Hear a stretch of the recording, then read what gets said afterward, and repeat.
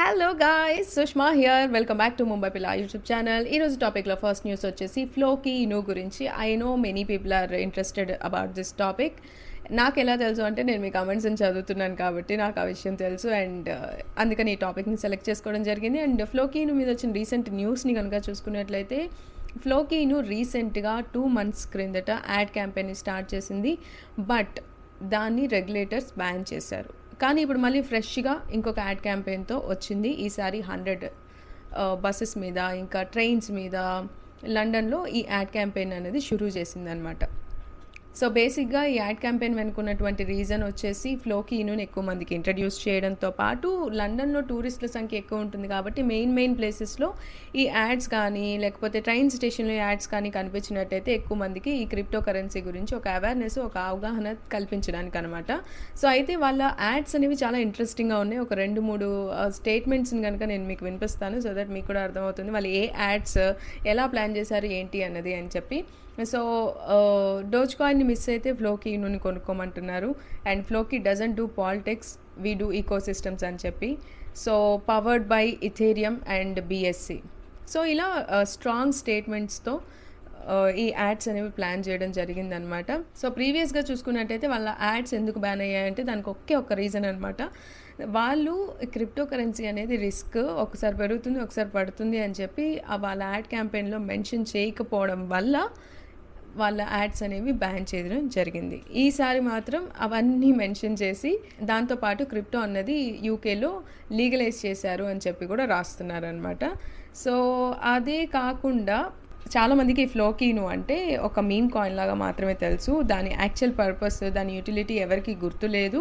అంతేకాకుండా ఇది Elon Musk Shiba ఇనుని inspire చేయబడినటువంటి ఒక కాయిన్ లాగా మాత్రమే అందరికీ గుర్తుంది. ఆ తర్వాత ఇది చేసే పని ఎవరికి గుర్తులేదు అని చెప్పి వీళ్ళు మొత్తుకుంటున్నారనమాట. అయితే ఇది ఏం చేస్తుంది అన్నది ఒక్కసారి మనం గుర్తు చేసుకున్నట్టయితే ప్లే టు ఎర్న్ ఎన్ఎఫ్టీ గేమ్స్ని క్రియేట్ చేయడం, అంతేకాకుండా ఎన్ఎఫ్టీ టోకెన్స్కి ఒక మార్కెట్ ప్లేస్ని క్రియేట్ చేయడం, ఫిలాంథ్రపిక్ ప్రాజెక్ట్స్, ప్రపంచం అంతా స్కూల్స్ని నిర్మించడం ఫ్లోకి ఇను చేసేటువంటి పని అన్నది మీరు గుర్తుపెట్టుకోండి. ఓకే, సో ఇది ఒక మీమ్ కాయినే కాదు, దీనికి ఒక యూటిలిటీ, దీనికి ఒక పర్పస్ ఉంది. ఓకే, సో అదనమాట ఫ్లోకి ఇను మీద వచ్చినటువంటి రీసెంట్ న్యూస్. అయితే క్రిప్టో కరెన్సీని ఆల్రెడీ బ్రిటన్లో, ఐ మీన్ యూకేలో 23 lakhs మెంబర్స్ వాడుతున్నారు. ఒకసారి ఈ యాడ్ క్యాంపెయిన్ అనేది ఇంకా బాగా షురూ అయితే అక్కడ ఎక్కువ మంది ఫ్లోకి ఇనుకి స్విచ్ అయ్యే ఛాన్సెస్, ఫ్లోకి ఇను ప్రైస్ పెరిగే ఛాన్సెస్ అనేది ఉంది.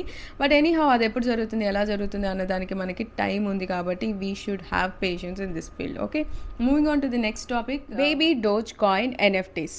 రీసెంట్గా మన ఛానల్లో వీడియో చేశాను 2 days బ్యాకే బేబీ డోజ్ ఎన్ఎఫ్టీస్ గురించి.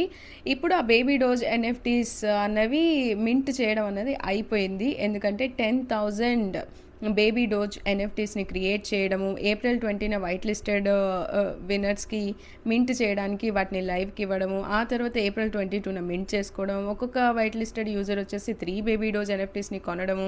సో ఇవన్నీ కూడా ఫాస్ట్గా బేబీ డోజ్కి ఉన్నటువంటి పాపులారిటీ వల్ల అవన్నది ఫాస్ట్గా సెల్ అయిపోయినాయి అనమాట. సో ఇనిషియల్గా వీటి ప్రైస్ వచ్చేసి 0.16 ETH ఉండింది. ఆ తర్వాత ఈ బేబీ డోజ్ అనేది అయిపోయినవి ఇప్పుడు మీరు ఓపెన్ సీలో కొనుక్కోవచ్చు అని చెప్పి బేబీ డోజ్ ట్విట్టర్ ద్వారా అనౌన్స్ చేసిన తర్వాత వాటి ప్రైస్ వచ్చేసి విత్ ఇన్ 24 hours 0.21 ETH నుంచి 0.322 ETH వరకు పెరిగిందనమాట. సో చాలా ఫాస్ట్గా పెరిగింది వాళ్ళు ట్వీట్ చేసిన తర్వాత.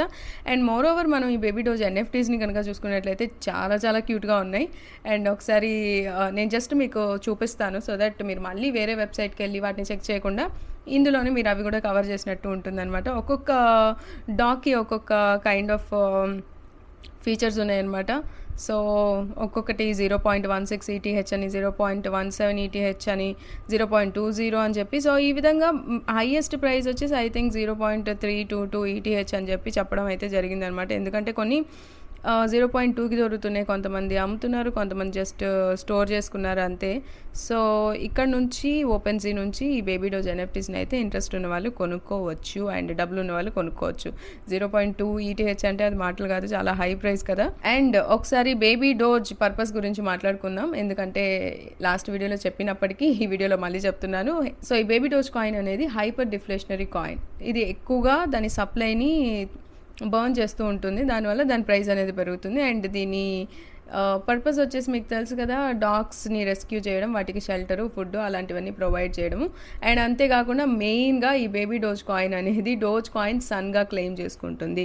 సో ఇదనమాట మీరు బేబీ డోజ్ కాయిన్ గురించి అండ్ ఫ్లోకి ఇను గురించి తెలుసుకున్నటువంటి interesting news in this video. మళ్ళీ నెక్స్ట్ వీడియోతో కలుద్దాం. అంటిల్ దెన్ అందరూ కూడా నా వీడియోస్ని చూస్తూ లైక్ చేస్తూ ఉండండి. మళ్ళీ నెక్స్ట్ వీడియోతో కలుద్దాం. Bye, take care.